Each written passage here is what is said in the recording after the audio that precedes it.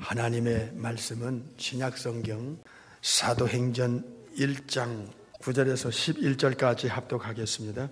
이 말씀을 마치시고 저희 보는 데서 올리워 가시니 구름이 저를 가리워 보이지 않게 하더라. 10절 올라가실 때에 제자들이 자세히 하늘을 쳐다보고 있는데 흰옷 입은 두 사람이 저희 곁에 서서 가로되 갈릴리 사람들아 어찌하여 서서 하늘을 쳐다보느냐 너희 가운데서 하늘로 올리우신 이 예수는 하늘로 가심을 본 그대로 오시리라 하였느니라. 아멘. 오늘은 끝이 아니고 시작이다 하는 제목으로 우리가 말씀을 봤습니다. 신앙의 본질은 무엇인가의 근거를 갖고 신앙생활해야 합니다. 신앙의 본질과 뿌리와 기초는 무엇에 근거한 것인가에 대해서 자주 점검을 해야 합니다. 오늘 본문은 지구에서 천국을 향해 떠나시는 부활 40일 마지막 제자들과 헤어지는 장면입니다. 성경은 예수님의 신성에 대해서 창세기에서부터 요한계시록까지 자세하게 다양하게 알려주고 있습니다. 그래서 진짜 신자가 되려면 예수님의 신성에 대한 명확한 근거를 알고 있어야 됩니다. 우리가 믿는 믿음의 대상이 누구냐에 대해서 확실하게 알고 정확하게 알고 분명하게 알 때 우리의 신앙은 하늘이 두 쪽 나고 천지가 계백이 돼도 어떤 상황이 오느냐, 어떤 현실이냐, 어떤 입장이냐와 전혀 상관없는 예수님을 향한 신앙의 순결과 신앙의 절개를 지켜나갈 수 있다는 것이 2000년 기독교 역사의 증거들입니다. 그래서 오늘 이 어센션에 대해서, 승천에 대해서 말씀을 듣기 전에 우리 예수님의 하나님 되심, 성자 하나님, 영원 전부터 성부와 성령과 함께 존재하고 계셨던 그 엘샤다이, 전능성에 대한, 창조주에 대한 분명한 인식이 먼저 인정을 하고 오늘 말씀을 들어야 됩니다. 창세기 1장에서 천지 창조할 때 나오는 그 한 하나님 원갓이라는 엘로힘이 창세기 1장만 32번 나오는 복수로 되어 있다는 말씀을 우리는 이미 듣고 알고 있습니다. 인류의 구세주 되시는 메사야가 이 땅에 내려오시기 전에 신분에 대해서 우리는 반복적으로 들었습니다. 아이자야 9장 6절에 The mighty God, the everlasting Father, the Prince of Peace, 전능하신 하나님이 영원히 존재하시는 아버지가 영원히 평강의 왕으로 다스릴 그 엄청나신 하나님이 한 아기 아들로 이 땅에 오신다는 예언을 우리는 익히 알고 있습니다. 신약에 와서 예수님의 신성에 대해서 다양한 방법으로 확실하게 제시하고 있습니다. 요한복음 1장 1절에 태초에 하나님이 태초에 말씀이 계시니라 할 때 이 NRK라는 영원 전부터 로고스가 계셨다. 의인화시킨 겁니다. 성부 하나님과 영원 전부터 함께 계셨다. 그런데 그 영원 전부터 성부와 함께 계셨던 그 로고스는 바로 하나님이시다. 그분이 요한복음 1장 2절에 가서 천지를 창조한 분이고 1장 10절에 가서 모든 만물을 지으신 분이며 그분이 1장 18절에 가서 성부 아버지와 함께 계셨던 품속에 계신 독생하신 하나님이 1장 14절에 말씀이 육신이 되어 이 땅에 별을 넘고 넘어 인카네이션 하신 분이다 하는 것이죠. 그래서 예수님은 영원 전부터 성부와 성령과 함께 삼위일체 하나님으로 전지전능 무서부재 편저 영원성의 절대적 속성과 거룩 사랑 공이라고 하는 도덕적 속성을 가지고 영원 전부터 계셨는데, 구약의 4,000년 동안의 이 구세주의 명확한 그 제시를 통하여, 폭로를 통하여, 비밀 폭로를 통해서 마태 1장 그리고 누가 1장에 천국에서부터 별을 넘고 넘어 베들레헴이라는 장소로 내려오셨다 하는 것이, 이게 성육신의 기본적인 내용입니다. 진짜 예수쟁이가 반드시 알아야 될 이 예수님의 신성에 대해서 먼저 알 때 오늘 이 사도행전 1장 9절에 성천에 대한 말씀이 충분히 이해가 되는 것입니다.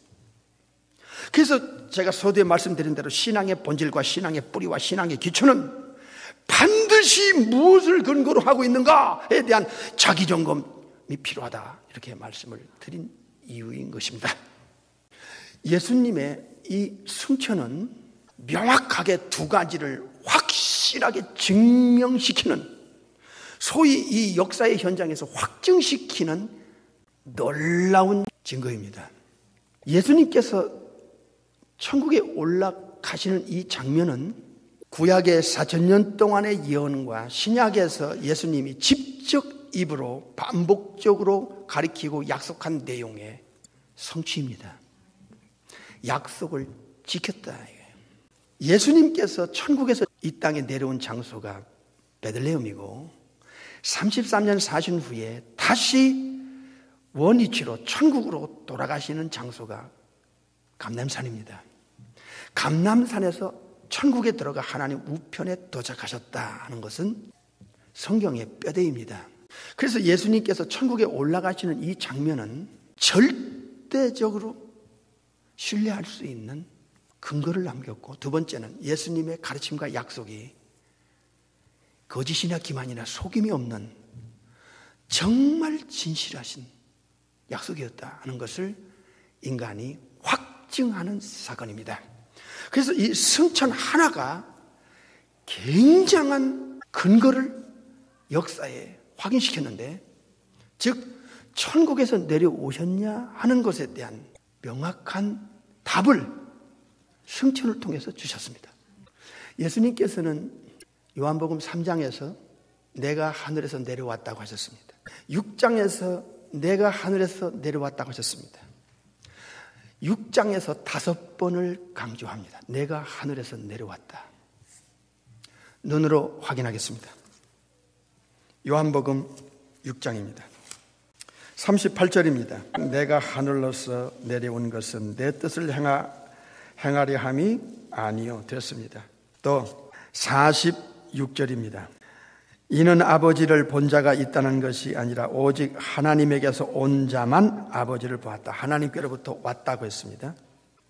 50절 읽겠습니다. 시작. 이는 하늘로서 내려온 떡이니 사람으로 하여금 먹고 죽지 아니하게 하는 것이라. 하늘에서 내려오셨다고 하셨습니다.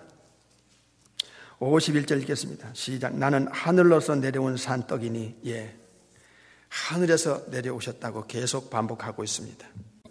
그 다음에 62절. 그러면 너희가 인자의 이전 있던 곳으로 올라가는 것을 볼 것 같으면 어찌하려느냐. 예수님은 계속 내려오셨다고 했습니다. 하늘에서 내려오셨다고 했습니다. 그 하늘은 셋째 하늘을 가리킵니다. 계속 내려오셨다. 어디서? 아버지께로서 오셨다고 했습니다. 이 내려오신 것에 대한 근거를 인간이 받아들이기에는 너무너무 어렵고 힘든 약속입니다. 본자가 없기 때문입니다. 인간은. 천사들은 받고 사탄 귀신들은 받지만 인간은 볼 수도 없었습니다.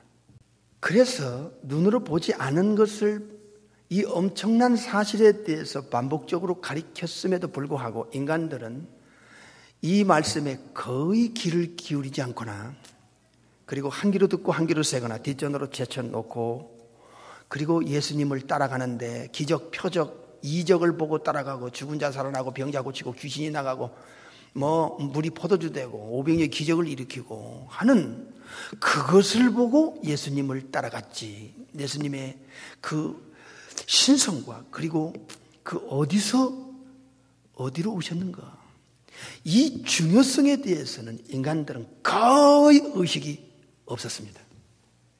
우리 역시 그랬습니다. 이런 엄청난 가르침에 대해서 우리가 오늘 귀를 기울이지 않으면 안 된다 하는 전제로 오늘 이 말씀을 들으셔야 됩니다. 7장으로 넘어가겠습니다.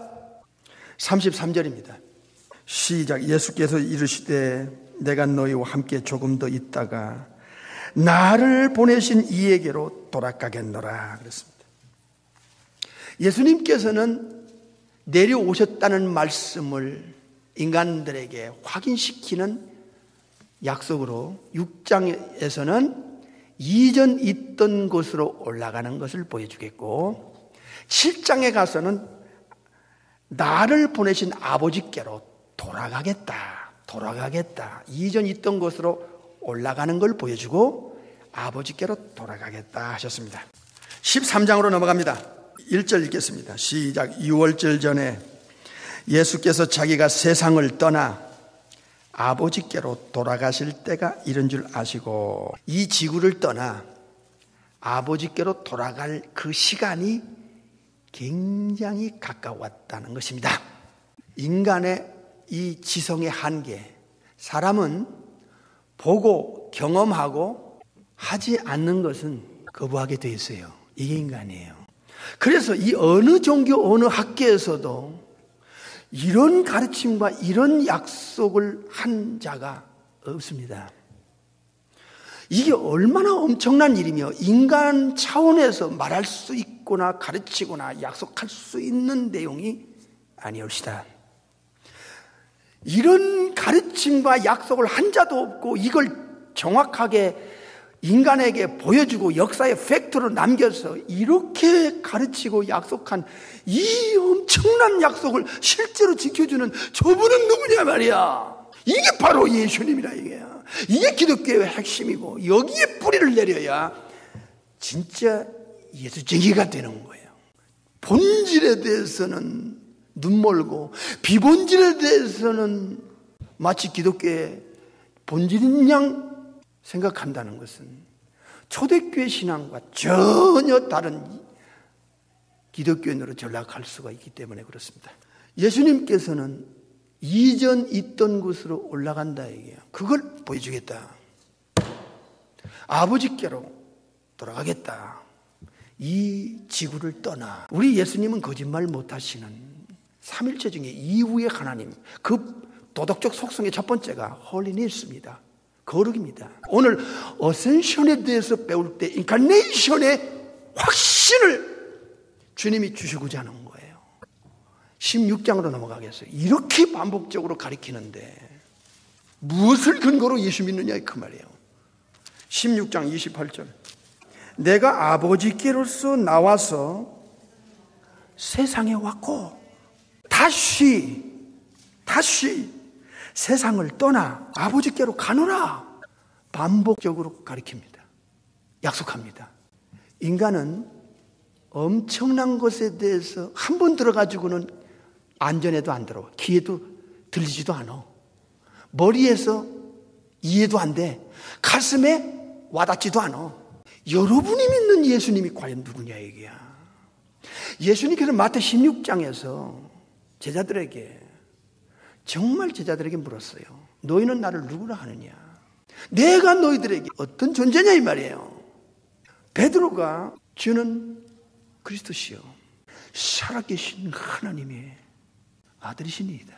네가 알 수 있는 것은 하늘에 계신 내 아버지가 알려줬기 때문에 안다는 것을 명확하게 말씀하셨습니다. 베드로는 예수님이 큐리우스, 크리스토스, 그리고 The Son of the Living God, 삼일체 중에 2위를 베드로가 알았다.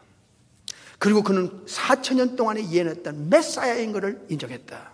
그리고 자기를 만드시고 자기를 구원하신 주인이라는 것을 인정했다는 것입니다. 마태 16장에서 주님은 질문하실 겁니다. 아무개야, 너는 내가 누구라고 생각하냐? 너에게 예수님은 도대체 어떤 존재냐에 대해서 오늘 이 말씀에 명확하게 여러분은 알고 답을 해야 됩니다.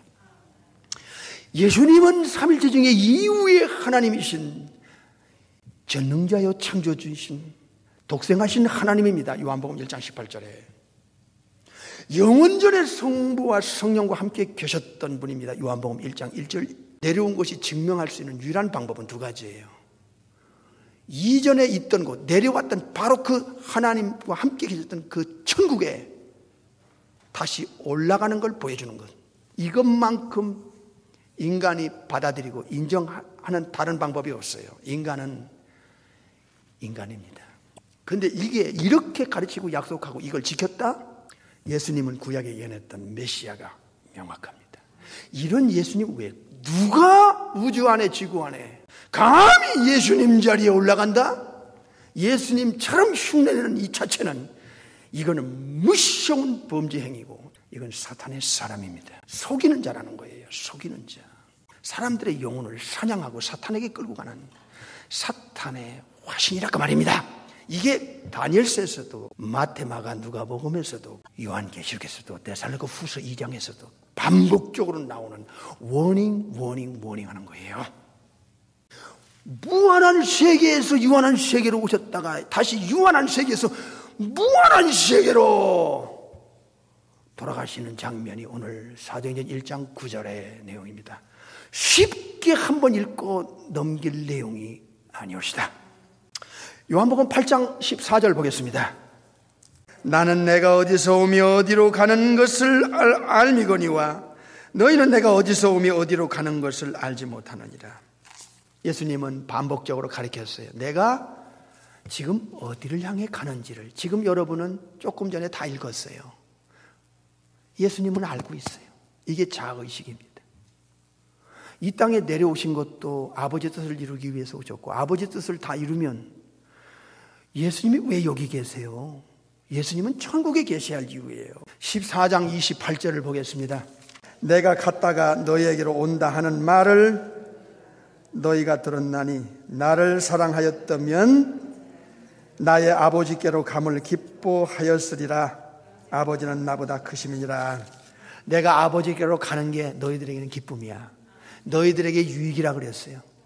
요한복음 16장에서 내가 가는 것이 너희에게 유익이야. 내가 가야 보혜사 성령을 보낼 거고 내가 가지 않으면 천국에 가지 않으면 성령이 너에게 내려오시지 않아 하는 말씀을 요한복음 16장에서 가르쳐 주셨어요. 자, 저를 보십시오. 예수님의 승천은 결정적으로 두 가지를 증명시켰습니다. 하나는 예수님이 천국에서 내려오신 인카네이션이 진실이다 하는 겁니다. 진실이다. 사실이다. 거짓이 없다 하는 것입니다. 이것은 예수님을 믿는 우리에게는 대단히 중요한 사건입니다. 예수님이 천국에서 오셨다면 지구 밖에 분명한 장소가 있습니다. 천국에 우리 아버지가 계시고 천사들이 있고 이미 구원받아 세상을 떠난 영혼들이 거기가 있습니다. 낙원의 천국에 있습니다. 이 땅이 다처럼 생각하고 교회 다니는 사람에게 그 생각이 박살나야 됩니다. 무엇인지 모르고 교회 들락날락 한다는 건 이 마지막 때는 결코 있어서는 안 되는 일입니다. 예수님의 승천의 중요성이 어디 있느냐?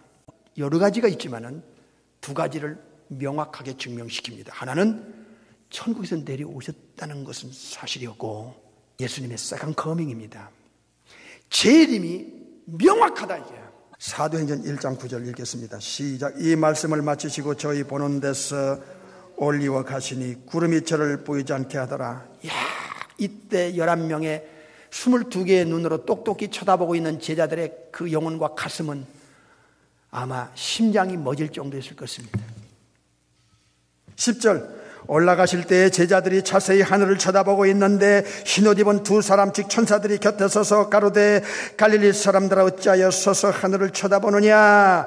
너희 가운데서 하늘로 올리오신 이 예수는 하늘로 가심을 본 그대로 본 그대로 오시리라. 이건 재림입니다. 교회를 다녀도 이 땅이 다처럼 생각하고 여기에 인생을 걸고 살아가는 예수 믿는 사람이 있다면 오늘 그 생각을 근본에서부터 뒤집어야 됩니다.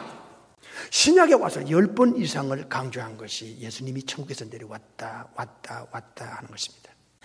신약에서 예수님이 하늘로 올라갔다, 즉 승천했다는 단어는 33번 이상입니다. 3배가 넘어 내려왔다는 것보다 3배를 더 많이 강조했어. 승천은 내려왔다는 걸 증명시키는 완벽한 사건입니다. 그런데 오늘 이 자리에 11제자가 하늘로 올라가시는 예수님을 꿰뚫어 쳐다보고 있는 이 장면에 두 천사가 제자들에게 증거하는 내용이 뭡니까? 충격입니다. 예수님의 인카네이션은 10번 이상이고 어센션, 승천은 33번 이상이에요. 그런데 재림은 318번이에요. 와, 그러니까 이 땅에서 내려오셨다는 것보다 다시 오신다는 것이 30배 이상 더 많아요. 이게 무엇을 가지고 증명했느냐? 승천입니다. 이 승천이 이렇게 재림을 또한 확증시키는 사건이에요. 10번 이상 된 것도 지켰는데 3배나 많은 승천도 지켰는데 30배나 많은 예수님의 세관 거명은 반드시 오신다 이거야. 아멘 하세요.